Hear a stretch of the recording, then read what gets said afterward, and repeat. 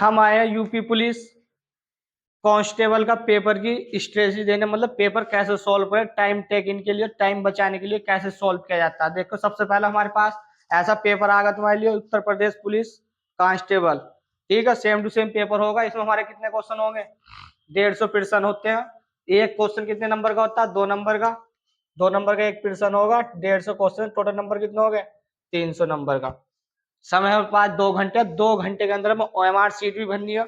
इस प्रकार की OMR शीट होगी और उसमें हमें सबसे पहले देखना कौन सा सब्जेक्ट अटेम्प्ट करा।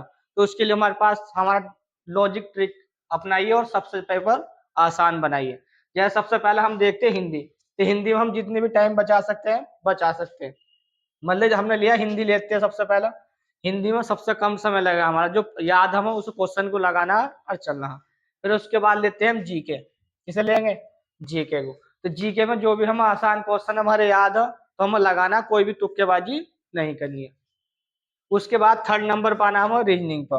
रीजनिंग में भी वे क्वेश्चन करने जो हम आते हैं बिल्कुल सटीक, बिल्कुल हम पक्के श्योर है, 10-15 सेकंड 20 सेकंड में कर पा रहे हैं उन क्वेश्चनों को करना। कोई भी 1 मिनट वाला क्वेश्चन हमें नहीं छूना। उसके बाद आएंगे हम मैथ पर। सबसे बाद में अटेम्प्ट करेंगे मैथ को। मैथ अटेम्प्ट करने के लिए हमारे पास जो भी क्वेश्चन हम जल्दी से जल्दी कर सकते हैं वो करने हैं। फिर हम मानसिक परीक्षा। तो मानसिक अभिरुचि क्या था, परीक्षा क्या था, इस क्वेश्चन होते हैं हमारे मेंटल एबिलिटी पर आधारित।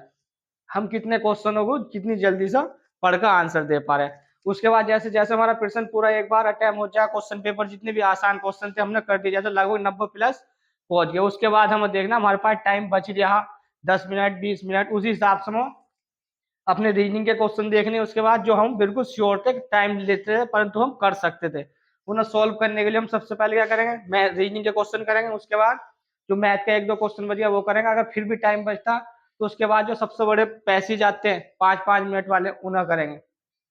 उसके बाद जो हिंदी में क्वेश्चन कोई रह गया था पैसेज वाला, बड़ा क्वेश्चन था, टाइम ले रहा था, उसको सॉल्व करेंगे।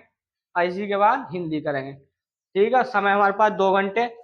टाइम को नजरअंदाज करते हुए इस बात का और ध्यान रखना, जितने भी हम क्वेश्चन सॉल्व करो, एक पेज जैसे हमारा पेपर, मान लो पेपर ही एक तरह से, अगर हमने इस पेज के जितने भी क्वेश्चन हमारे याद थे 10-20 जितने 5-6-7 क्वेश्चन जितने हमारे याद है पक्के, तो उन्हें हम हाथों हाथ OMR शीट में गोले भर देना। गोले ऐसे बनने बिल्कुल खाना हमारा होना चाहिए, बिल्कुल फिट होना चाहिए। ना ही हमें गोला कोई आधा छोड़ना, नहीं कहीं क्रॉसिंग लगाना। अगर हमने क्रॉसिंग लगा दी या गोला आधा भरा बीच में बिंदा बिंदा लगा तो वो भी क्या होगा?